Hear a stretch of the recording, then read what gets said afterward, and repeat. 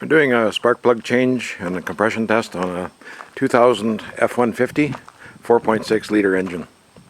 So it's been quite a challenge. This is likely the toughest spark plug change I've ever done. So I've got a lot of the air plenum and that sort of stuff off. It's been a challenge. And at one point in time, the spark plugs are recessed down into holes, and a small stone had fallen in. It took me a good hour or so to get that stone out of there so that I could get the socket onto the spark plug.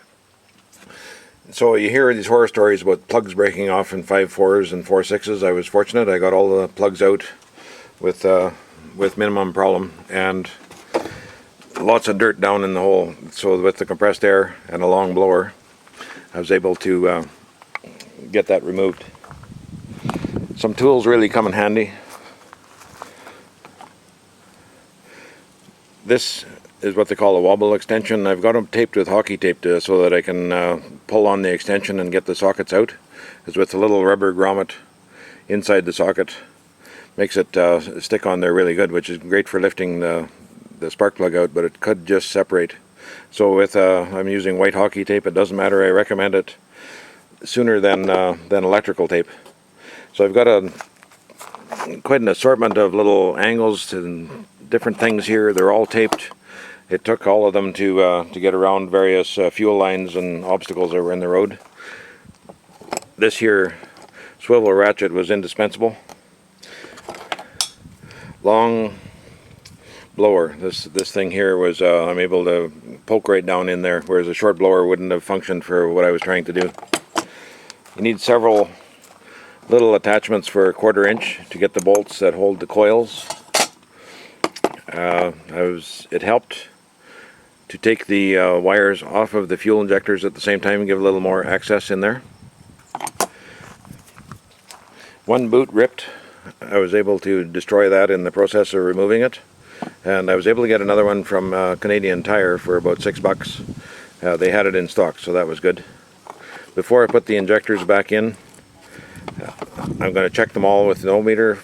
It should be just about straight continuity through there, and then a resistance reading between where the spark plug wire is and these points here. The ones I've checked so far are fine.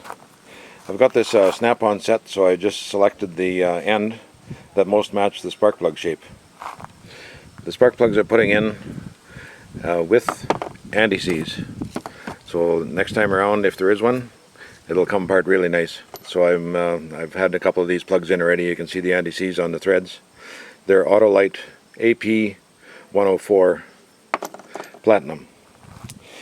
So when I was searching for that stone, this is what I had to use here. I had to use a mirror and a good flashlight to see what on earth it was I was against. I've got this old compression tester, which I normally use. I wasn't able to make it function. I couldn't get it to thread in at the bottom, although the threads looked right and everything else, but they were just I just couldn't get it to work, so I had to dig out the snap-on set.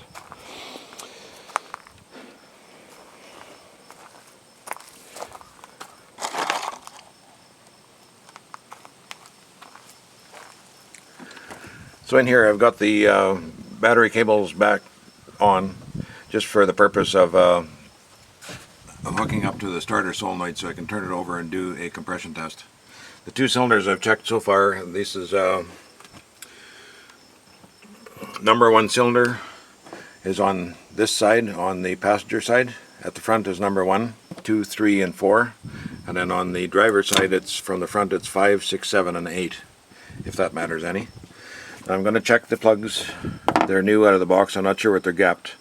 The little emissions label says that they're 52 to 56, so I'll check that before I put them in.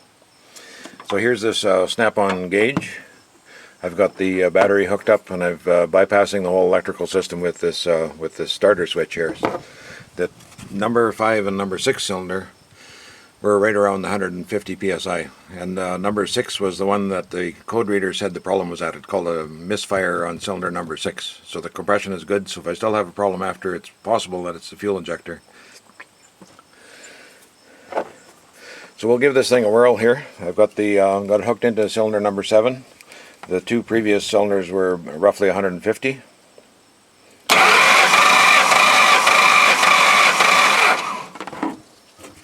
Yeah, so that's on number 7 cylinder. I've got well more than 150. So the with that long blower, when you take and blow all the dust out that you can. This side here was a problem because somebody one time had slopped a bunch of oil down into that valley where the spark plugs are in. So the dirt didn't blow out near as nice as on the driver's side where it was dry. And with that long blower, before you even take the coils off, they're individual coils on each cylinder, blow as much dirt as you can out, and then blow as much as you can out of the holes. Then loosen the spark plugs and then blow the rest out again, because you loosen some with the spark plugs. So anything that's left in there will fall into the cylinder, and the pistons will have to deal with it. So anyway, I'm going to unhook the battery again for safety. After I get the compression test done, then I'll put the new platinum plugs in with the lead paste on the threads. And I'll put the new boot on that one coil, check all the coils, put them back in, and then put the wires back onto the fuel injectors, which I had removed for convenience. And that's about hopefully the end of this nightmare, that it works properly.